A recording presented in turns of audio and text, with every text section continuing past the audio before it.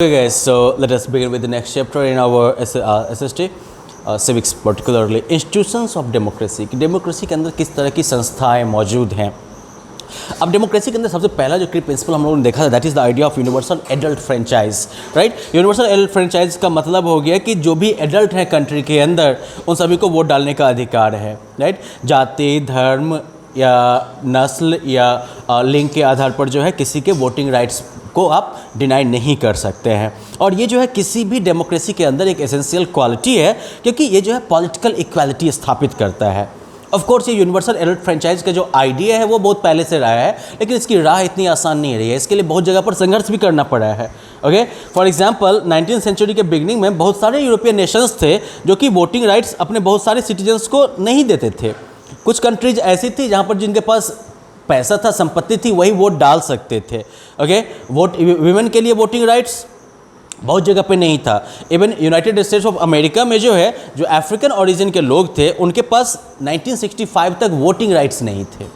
Okay, तो जो democracy के लिए स्ट्रगल करते हैं वो एक चीज़ तो हमेशा चाहते हैं कि वोटिंग राइट्स जो है वो यूनिवर्सल हो, सबको दिया जाए, चाहे वो पुरुष हो या महिला हो, अमीर हो या गरीब हो, सफ़ेद हो या गोरा हो या काला हो।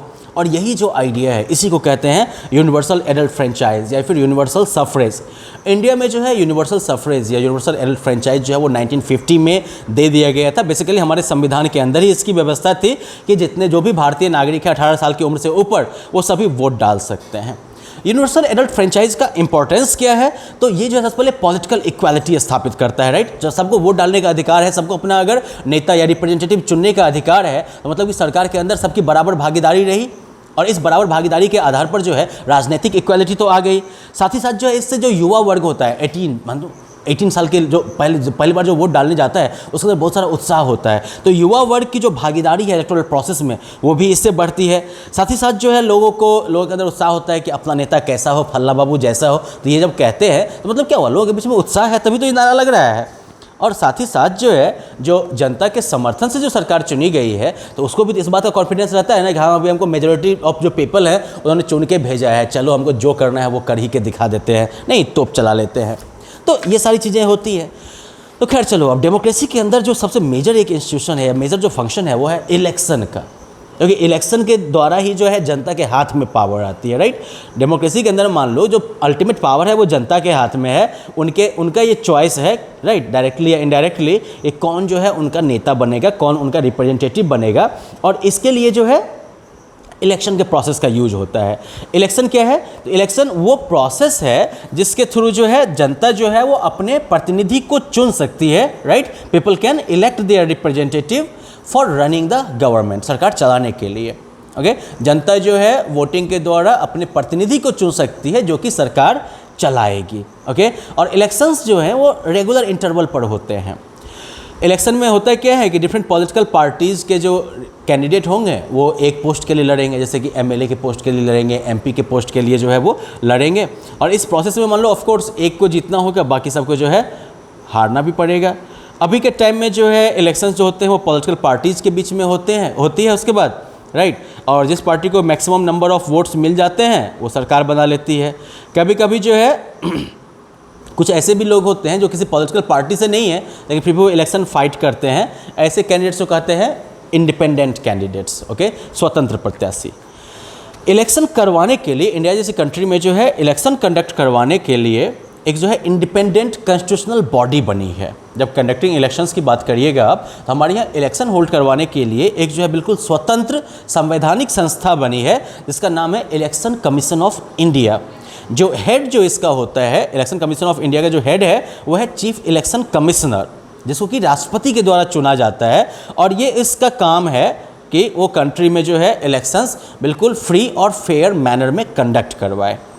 चलो, अब इलेक्शन होगा तो लोग वोट डालने जाएंगे। तो पहले तो मान लो कि बैलेट पेपर से लोग जो है वोट डाला करते थे, अब जो है ईवीएम के थ्रू होता है, electronic voting machine, right. EVM में क्या होता है, आपको एक तरफ जो है कैंडिडेट का नाम दिखेगा और सिंबल दिखेगा जिस पार्टी से वो बिलोंग करते हैं। इंडिपेंडेंट कैंडिडेट जो होंगे वो जो है सिर्फ उनका जो है अपना वो सिंबल होगा जो कि इलेक्शन कमीशन ने उनको दिया है। और वोटर जो है उनको बस क्या करना है, कैंडिडेट के सामने जो बटन होगा ना उसको दबा देना है। एक बार जब वोटिंग प्रोसेस खत्म होता है तो बैलेट बॉक्स या जो ईवीएम यूज होता है उसको सील कर किया जाता है, उसको एक सेफ कस्टडी में रखा जाता है और फिर एक दिन तय किया जाता है कि फलाने दिन जो है वोटों की गिनती शुरू हो जाएगी। इन बॉक्सेस को खोला जाएगा और वोटों की गिनती शुरू हो जाएगी। ठीक है, हर एक कैंडिडेट का जो वोट होता है उसको गिना जाता है और जिस कैंडिडेट को एक पर्टिकुलर कंस्टिट्यूंसी से जिस कैंडिडेट को मैक्सिमम वोट मिल गए, जैसे कि मान लो अगर हम सिंघिया विधानसभा क्षेत्र की बात करें या फिर रोसड़ा जो है संसदीय क्षेत्र की बात करें अगर हम, राइट, अगर संसद का इलेक्शन, अगर पार्लियामेंट्री मेंबर्स का इलेक्शन, लोकसभा का चुनाव अगर है तो रोसड़ा लोकसभा सीट से जो है जिसको सबसे ज़्यादा मिल जाएगा वोट जिस कैंडिडेट को, वो विजेता हो गया, फिर वो एमपी बन गया, राइट। और फिर जिस पार्टी का मैक्सिमम कैंडिडेट जीत के आ जाएगा वो पार्टी सरकार बना लेगी। ऑफ कोर्स सबसे ज़्यादा से मतलब नहीं है, आधा से ज़्यादा जो है उस पार्टी या कोलिशन को आना चाहिए।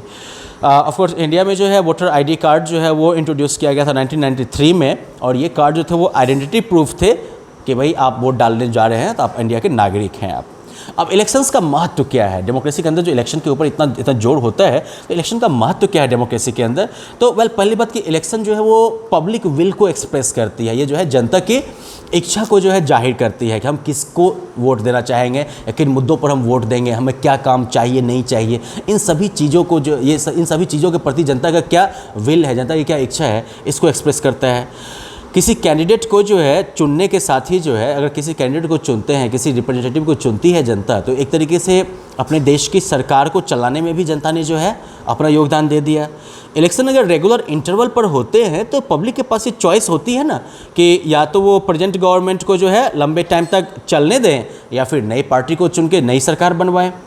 साथ ही साथ जो है अगर फ्री एंड फेयर इलेक्शन होता है तो जनता के पास जो है एक कंप्लीट चॉइस भी होती है, जनता जो है उस आधार पर जो है अपना चुनाव कर सकती है। अब इन सब पूरे सेटअप में जो है पॉलिटिकल पार्टी का क्या रोल है? तो पॉलिटिकल पार्टी बेसिकली क्या होता है, ये लोगों का समूह है। Political party comprises of A group of people जो कि सिमिलर व्यूज शेयर करते हैं कंट्री के पॉलिटिकल इश्यूज पर, जो कि सिमिलर व्यूज शेयर करते हैं।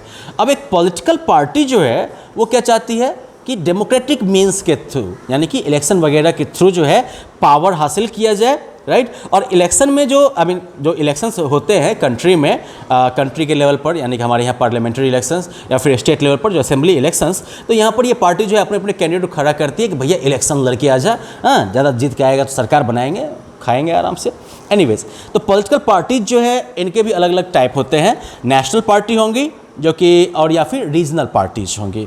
तो ऐसी पार्टी जो कि 4 या उससे ज़्यादा स्टेट्स में जो पार्टी जानी जाती है, रिकॉग्नाइज्ड है, उसे आप नेशनल पार्टी कह दीजिएगा। For example Indian national Congress या भारतीय जनता पार्टी, ये सब नेशनल पार्टीज हो गई। दूसरी तरफ अगर कोई पार्टी जो है वो सिर्फ स्टेट लेवल पर फंक्शन करती है, सिर्फ एक स्टेट में, या फिर रीजनल लेवल पर 2 या उससे ज़्यादा 2 या 3 स्टेट में, तब आप इसको रीजनल पार्टी कहते हैं। अब इसका एग्जांपल हो गया जैसे कि तेलुगु देशम आंध्र प्रदेश में, या फिर AIADMK, राइट, अन्ना द्रविड़ मुनेत्र कजगम, ये जो है आपका तमिलनाडु का हो गया, या फिर शिरोमणि अकाली दल जो कि पंजाब में प्राइमरीली डील करता है, राइट। तो ये जो है रीजनल पार्टीज़ के आपके एग्जांपल हो गए। हर एक पार्टी जो है उसको सिंबल भी दिया जाता है, और ये सिंबल किसके द्वारा दिया जाता है? इलेक्शन कमीशन के द्वारा दिया जाएगा। जैसे कांग्रेस पार्टी का चुनाव चिन्ह क्या है? हाथ छाप, राइट। बीजेपी का क्या है? तो कमल का फूल मिल जाएगा आपको।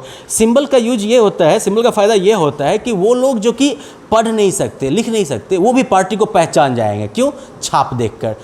नहीं, ये है तो कांग्रेस है, उसी तरफ जो है कमल का फूल है तो बीजेपी है, लालटेन है तो फलाना पार्टी है, और तीर धनुष है तो दूसरी पार्टी है। अब पॉलिटिकल पार्टी जो है, इसके अलावा जो है 2 पार्टी जिनका कि नाम एक जैसा भी हो तो भी जो है पहचानने में प्रॉब्लम नहीं होगी, क्योंकि आप नाम नहीं ढंग से पढ़ पाइएगा तो क्या हो गया, चिन्ह तो आप पहचानते हैं ना बढ़िया से। तो ये बात है। पॉलिटिकल पार्टीज़ का इंपॉर्टेंस क्या होता है? तो पॉलिटिकल पार्टीज जो है वो जनता को चॉइस देती हैं, नहीं कि मान लो JDU का चुनना है आपको, कि बीजेपी का चुनना है, कि कांग्रेस का चुनना है। जैसे दुकान में होता है ना, अलग अलग ब्रांड का सामान होता है, और आप जो है उसके इफेक्टिवनेस के आधार पर सामान चुनते हैं और उसका प्राइस पे करते हैं। तो समझ लीजिए कि आप ऐसे ही जो है पॉलिटिकल पार्टीज जो है वो अलग अलग ब्रांड के सामान की तरह है, और आप जो है उनके इफेक्टिवनेस के आधार पर, उनकी एबिलिटी के आधार पर जो है चुनते हैं, और उनको आप जो है अपने वोट के थ्रू पे करते हैं, अपनी सॉवरेनिटी के थ्रू पे करते हैं। साथ ही साथ पॉलिटिकल पार्टीज जो है वो जनता के ओपिनियन को शेप देने में भी जो है हेल्प करते हैं, पब्लिक मीटिंग के द्वारा, पोस्टर के द्वारा, भाषणबाजी के द्वारा। इसके अलावा जो है वो सोसाइटी के डिफरेंट सेक्शंस जो है उनको भी यूनाइट करने का काम करते हैं, इंटीग्रेट करने का काम करते हैं, ओके।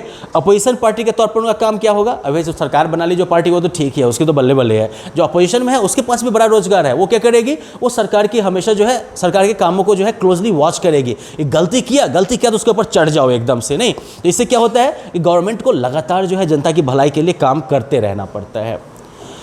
अब पॉलिटिकल पार्टीज के बाद जो देखो अब क्या है कि कोलिशन गवर्नमेंट, कि मान लो नॉर्मली क्या है कि इलेक्शन हुआ, जिस पार्टी को सबसे ज़्यादा सीट मिली, जिस पार्टी को बहुमत मिल गया, आधे से ज़्यादा सीट मिल गया, वो सरकार बना लेगी, ये बात है, राइट।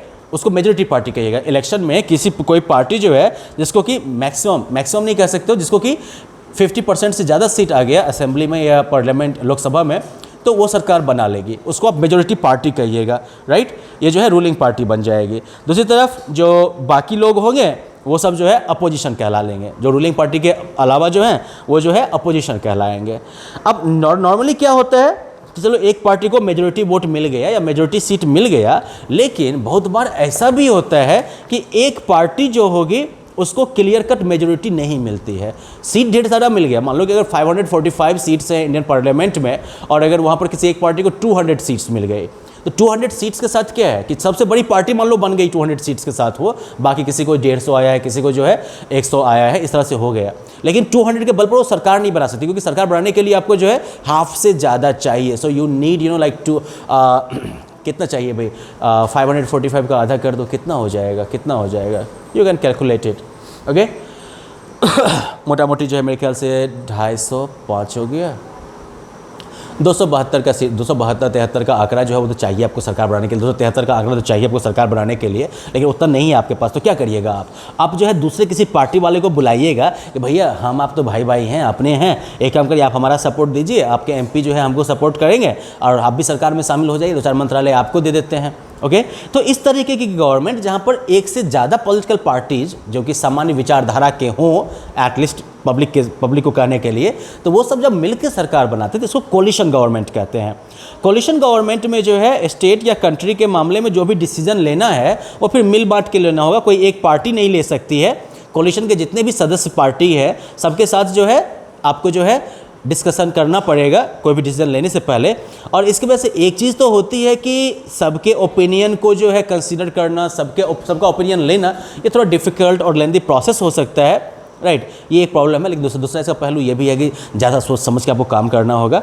रिसेंट टाइम्स में जो है इनफैक्ट लेकिन कोलिशन गवर्नमेंट फेनोमेना बन चुका है। सब जगह ज़्यादातर आप देखिएगा कोलिशन गवर्नमेंट ही बन रही है, सेंटर पे भी, स्टेट में भी, बिहार में भी। जैसे क्या हो रहा है, right, currently you have like BJP JDU coalition here, right. Opposition में भी जो है कांग्रेस और आरजेडी का कोलिशन बनता है। इस तरह से यही सब चलता है। तो इस तरह से ओवरऑल अगर कहा जाए तो बेसिक फीचर जो डेमोक्रेसी का है वो जो है किन इंस्टीट्यूशन के थ्रू रिफ्लेक्ट होता है, तो यूनिवर्सल एडल्ट फ्रेंचाइज के थ्रू, इलेक्शन के थ्रू, पॉलिटिकल पार्टीज़ के थ्रू, कोलिशन गवर्नमेंट, इन सब के थ्रू जो है डेमोक्रेटिक इंस्टीट्यूशंस जो है वो रिफ्लेक्ट, या डेमोक्रेटिक जो वैल्यूज हैं वो जो है या फीचर्स हैं वो रिफ्लेक्ट होते हैं। यूनिवर्सल एडल्ट फ्रेंचाइज का मतलब हो गया कि कंट्री के सारे एडल्ट्स को जो है वोटिंग राइट्स मिल जाता है और ये इक्वालिटी का एक सिंबल हो गया। इलेक्शन जो है वो लोगों को हेल्प करता है वोट डालने में और अपने चॉइस के रिप्रेजेंटेटिव को चुनने में।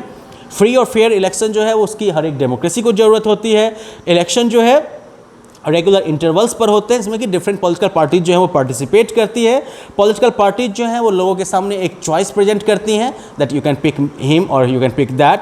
पॉलिटिकल पार्टी जो कि ज़्यादा जो मेजोरिटी सीट जीतती है वो सरकार बनाती है, और जब किसी एक पॉलिटिकल पार्टी को मेजोरिटी सीट नहीं मिलती है तो ऐसे में 2 या 2 से ज़्यादा पार्टीज जो है वो आपस में मिलकर सरकार बना सकते हैं, जिसको कि कोलिशन गवर्नमेंट कहते हैं। So well, that was about your democracy and institutions, and that is the end of this chapter. Okay, you can try and do the question answers and stuff. In the next one we will look at state government. Okay, bye bye, have fun.